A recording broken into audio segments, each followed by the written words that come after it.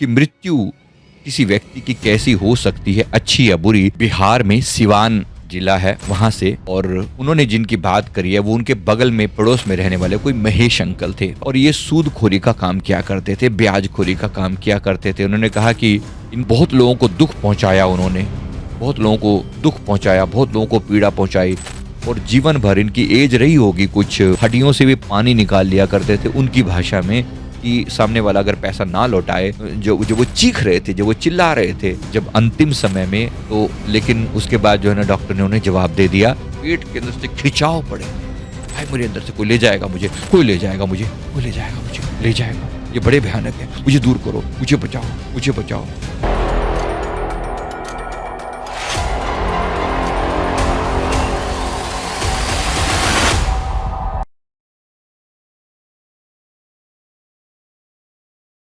नमस्कार दोस्तों, जीवन कभी कभी हमें ऐसे अनुभव दिखाता है जो सालों तक हमारी आत्मा को याद रहते हैं। मैं मृत्यु के बारे में एक सीरीज जो ये चल रही है, जिसमें मैंने पहले भी अपने अनुभव शेयर किए हैं। इसी सीरीज में आप जैसे किसी YouTube व्यूअर ने हमारे साथ कुछ एक्सपीरियंस शेयर किया, आप भी चाहें तो अपने एक्सपीरियंस शेयर कर सकते हैं। ईमेल आईडी पर भेजेंगे तो ज्यादा अच्छा रहेगा, mindguruindia@gmail.com। माइंड गुरु इंडिया सीधा है mindguruindia@gmail.com। इस पर आप भेजें। ये जो अनुभव है मुझे किसी ने बिहार में सिवान जिला है वहां से भेजा है किसी ने, और उन्होंने जिनकी बात करी है वो उनके बगल में पड़ोस में रहने वाले कोई महेश अंकल थे, और ये एक्सपीरियंस काफी भयानक है, डरावना है। तो जो अनुभव है ये समझाना क्यों मैं आपके साथ शेयर कर रहा हूं, इसलिए कि मृत्यु किसी व्यक्ति की कैसी हो सकती है, अच्छी या बुरी, ये इस पर डिपेंड करता है कि आपने जीवन बिताया कैसे है। तो जिसके बारे में इन्होंने बताया, ने कहा कि मेरे पड़ोस में ही रहा करते थे ये अंकल, और ये सूदखोरी का काम किया करते थे, ब्याजखोरी का काम किया करते थे। उन्होंने कहा कि इनका जो जीवन था बहुत एक तरीके से बहुत चालाक थे शुरू से ही, और बहुत लठैत टाइप के इंसान थे। महेश जी के बारे में इन्होंने बताया, ये सिवान से। तो इन्होंने कहा कि ये हमारे पड़ोस में रहते थे, और बहुत सूदखोरी जो है ना, ब्याज पे पैसे देना और 10-10, 15-15, 20-20% ब्याज वसूल करना सामने वाले की मजबूरी के हिसाब से। अनेक लोगों की जमीनें कब्जा रखी थी, अनेक लोगों की पैसा उनका लेके, उनके घर जो है गिरवी रख के लोग इससे पैसा ले जाते थे। मजबूरी में कोई पैसा ले जाता था, गांव का माहौल था, और मजबूरी में लोग बैंक जाते, कहाँ जाते हैं। तो ऐसे ये बात उन्होंने बताई है लगभग 6 साल पुरानी। उन्होंने कहा लेकिन आज भी मेरी आत्मा में वो जो उनकी अंतिम समय की जो तड़प थी ना, वो मेरी आंखों में गूंज उठती है, दिखती है, दिखाई देती है, तड़प जो है याद रहती है। उन्होंने कहा कि बचपन में इनका जो स्वभाव था बड़ा कठोर था, लेकिन बहुत लोगों को दुख पहुंचाया उन्होंने, बहुत लोगों को दुख पहुंचाया, बहुत लोगों को पीड़ा पहुंचाई, और जीवन भर इनकी एज रही होगी कुछ 62 ईयर के आसपास। उन्होंने कहा कि जीवन भर सूदखोरी करते रहे, पैसे के मामले में इतने पीर थे कि एक बार कोई पैसा ले जाए ना, उसका हिसाब किताब बिल्कुल ऐसे जो है ना लिख के रखते थे, और उसकी एक तरीके से हड्डियों से भी पानी निकाल लिया करते थे उनकी भाषा में, कि सामने वाला अगर पैसा ना लौटाए तो उसकी हड्डियों में से भी पानी निकाल लिया करते थे, उसकी जमीनें गिरवी रख लेना, बच्चों को तड़पते देख जो मर्जी हो जाए, इस बंदे का दिल नहीं पसीजता था। प्रकृति का समय होता है, हर चीज का, हर व्यक्ति का एक दिन होता है, परमात्मा छोड़ता नहीं है। ऐसे लोगों की मृत्यु जो है बड़ी भयानक होती है। जब यमदूत जब प्राण निकालने के लिए आते हैं तो क्या हालत होती है, ऐसे लोगों के प्राण जब निकल के जाते हैं ना, किस प्रकार से खींचकर यमदूत जब उनके प्राणों को लेकर जाते हैं तो क्या अवस्था होती है। चीखती हुई ये आत्माएं अलग अलग शरीर के अंगों से निकल के जाती हैं, किसी की लोअर अंगों से वो आत्माएं निकलती हैं, बड़ी पीड़ा होती है, बड़ा दर्द होता है। तो भूलना मत इस बात को कि जीवन भर जो कमाई होगी मृत्यु भी वैसे ही होगी ना। जीवन भर जैसा किया होगा, हा करती हुई आत्मा जब निकलती है ना शरीर के अंदर से, ऐसी तड़प उठती है, ऐसी आग लगती है कि पूछो मत। इसीलिए लिखा है संतों ने कि सहजो मृत्यु के समय पीड़ा होए अपार, पंछी बिच्छू 1000 जो डंक लगे एक सार। वो डंक लगते हैं, ऐसा दर्द होता है, ऐसी चीखता है वो शरीर, जब जो चीखता है, चिल्लाता है। वो दर्द उन्होंने झेला जो जिनको पता होता है ना, तो उन्हीं की बात की जा रही है। बात को समझाने के लिए कह रहा हूँ, मेरा ऑब्जेक्टिव किसी को डराना नहीं, तकलीफ देना नहीं। लेकिन उन्होंने जो महेश अंकल के बारे में बताया, उन्होंने कहा मेरी आंखों देखी घटना है। जब अंतिम समय में, पहले तो बीमार तो वो बहुत बार हुए और बहुत पैसा जो है उनका हॉस्पिटल में लगा, लेकिन सबसे बड़ी दिक्कत क्या थी कि उनकी जो लास्ट मोमेंट तक आते आते, बाद में तो काम धीरे धीरे उनके बच्चों ने संभाल लिया। वो काम जो करते थे सूदखोरी का, वो अभी भी कर रहे थे और बहुत सारी जमीनें उनकी हो चुकी थी। लेकिन कर्म ऐसे उल्टे सीधे किए कि मृत्यु के समय जब हालत होती है तो फिर कैसी होती है, वो उन्होंने बताया। कहते कि उस दिन जो हमें पता लगा कि वो बीमार हो गए हैं महेश जी, और वो पूरा उनके किसी हॉस्पिटल में, आसपास में कोई हॉस्पिटल बता रहे थे, कहते वहां पर लेके गए तो, लेकिन उसके बाद जो है ना डॉक्टर ने उन्हें जवाब दे दिया, कहा कि भाई इसका हम कुछ नहीं कर सकते, तुमने जो करना है इसके लिए जो सेवा कर सकते हो कर लो।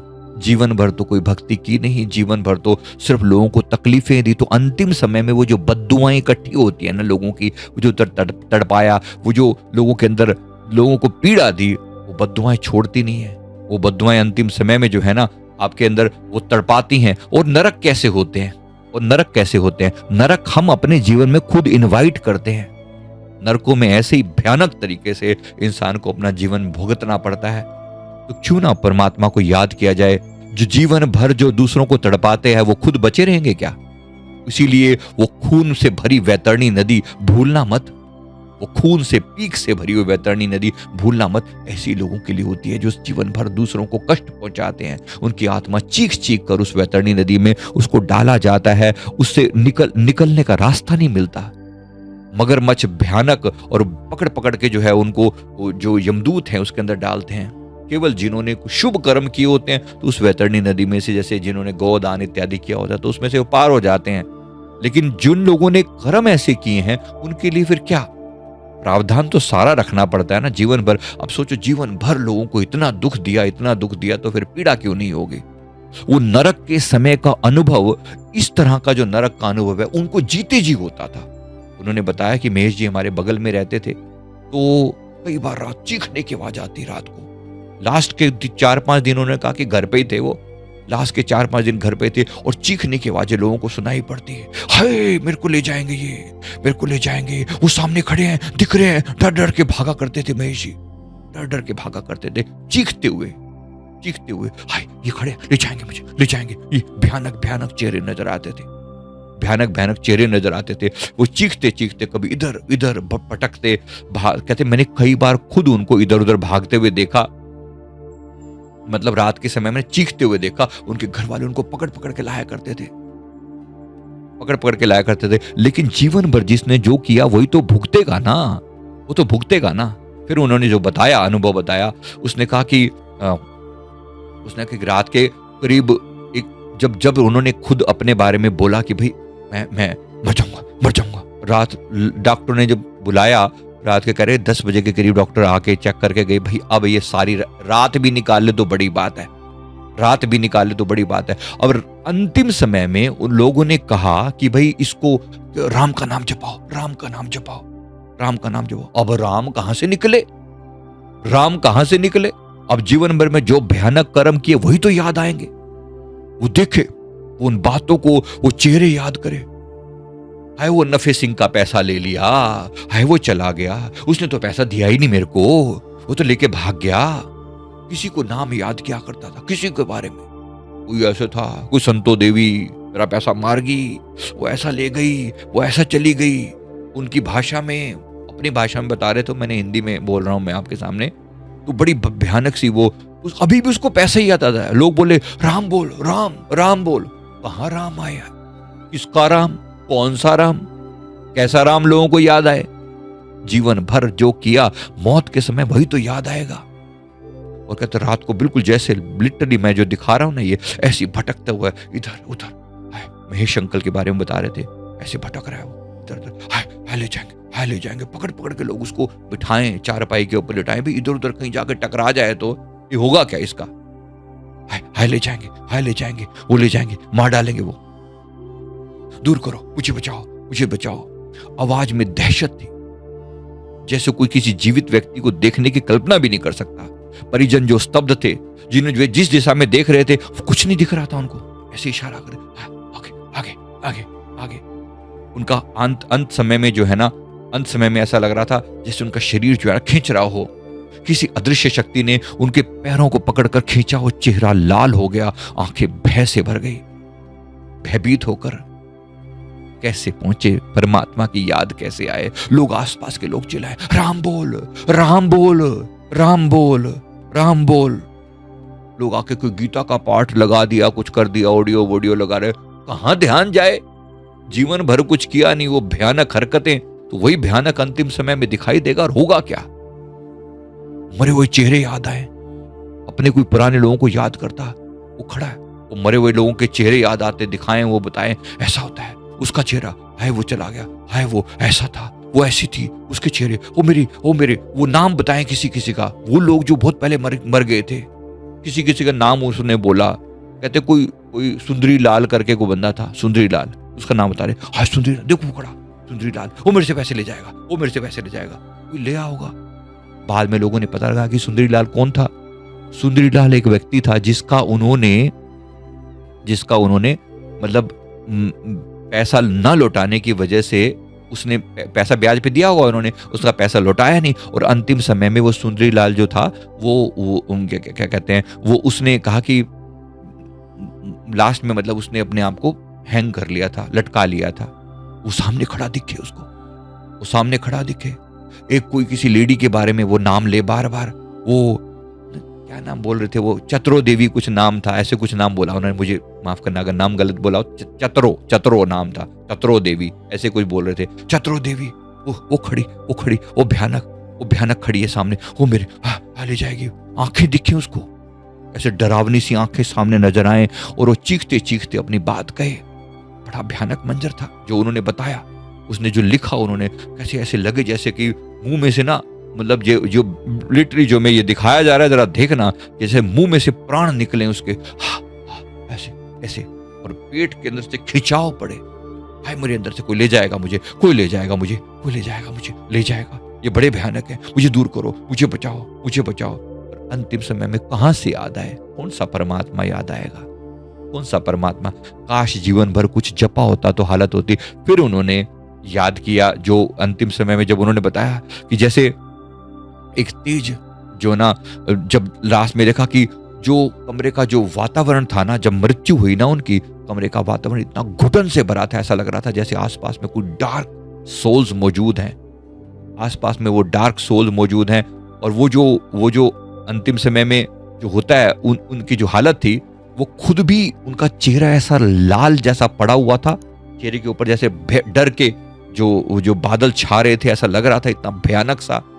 और बार बार जब वो आसपास के लोगों को जो वो चीख रहे थे, जब वो चिल्ला रहे थे, तो अंत में जो है वो ऐसे डरते डरते ले जाएंगे ऐसे डरते डरते फाइनली गिर पड़े और प्राण पखेरु उड़ गए। कहते माहौल इतना डरावना हो चुका था, चेहरा ऐसा पीला पड़ चुका था मृत्यु के समय में कि क्या बताए। जीते जी उन्होंने जो दूसरों को नरक दिया, मृत्यु के समय वो नरक उन्हें दिखाया गया। खुद का चेहरा कितना भयानक हो गया, खुद जो है ऐसी डरावनी चेहरे दिखाई पड़ते थे, खुद उनको जैसा लगता था कि जैसे मृत्यु के बाद के वो दृश्य जो है उनके सामने दिखाई दे रहे थे। बड़ा डरावना था।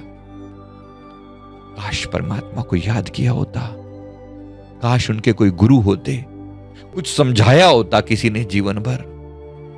कोई कहां मिले, गुरु बिन कौन सुझावे बाट, कौन समझाए। ये तो मेरे सदगुरुदेव भगवान है, मेरे परमहंस जी इस घोर कलयुग में आकर भी लोगों के दिल में प्रेरणा पैदा कर रहे हैं, भक्ति पैदा कर रहे हैं, लोगों को समझा रहे हैं, भैया याद रखो, अभी भी अपने गुनाहों की माफी मांग लो, मन से, वचन से, कर्म से। न जाने हमने क्या क्या किया है। हो सकता है आप में से बहुत से लोगों को लग रहा हो मैंने तो इतने बुरे कर्म कभी नहीं किए, मेरे साथ तो ऐसा नहीं होगा। कौन जाने क्या होगा क्या नहीं होगा, क्या गारंटी है इस बात की? गारंटी तो बिल्कुल भी नहीं। क्या सच में हमें लेने के लिए भगवान आएंगे, या ये अवस्था हमारी होगी?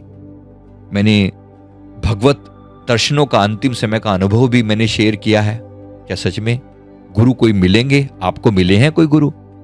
नहीं मिले तो गुरु महाराज की शरण में आ जाना। सदगुरु से बढ़कर कोई तेरा हितैषी नहीं है, याद रख लेना। सदगुरु जैसा परम हितैषी कोई नहीं संसार में, इसलिए याद रख लेना, भूलना मत। गुरु के बिना कोई राह नहीं दिखाएगा, गुरु के बिना कोई तेरा अपना नहीं है।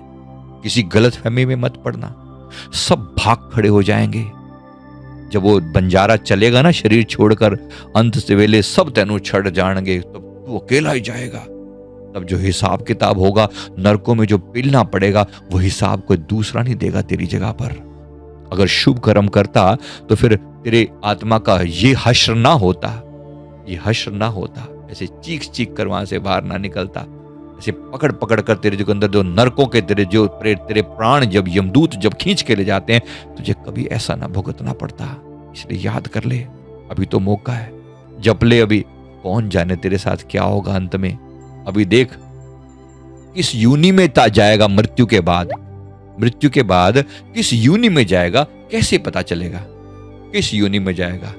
शेर बनेगा कि कुत्ता के, गिदड़ के, भालू के, सुअर बनेगा कि किस यूनि में जाएगा, क्या भरोसा, क्या होगा तेरे साथ, किसी को क्या पता। हर एक के अंदर है वही, लेकिन तूने जीवन का जो इंसान बनने का जो गौरव था वो तो गंवा दिया ना। इंसान बना तो तेरे पास चांस था कि तेरी आत्मा का कल्याण हो जाता, तेरी आत्मा परमात्मा में लीन हो जाती, तुझे भी संसार से किसी प्रकार दिव्य विमानों के ऊपर बिठाकर ले जाया जाता। ऐसा हो सकता था, पर हुआ तो नहीं ना।